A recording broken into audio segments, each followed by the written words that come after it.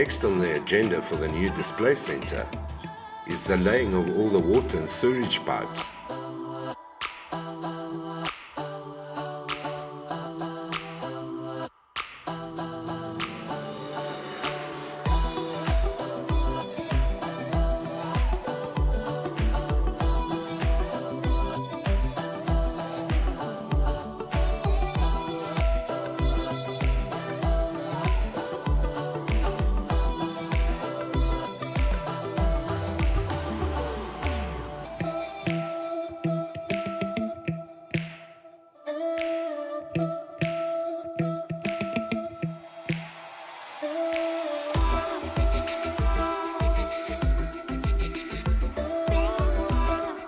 And whilst that is happening, the roller doors start coming up as well.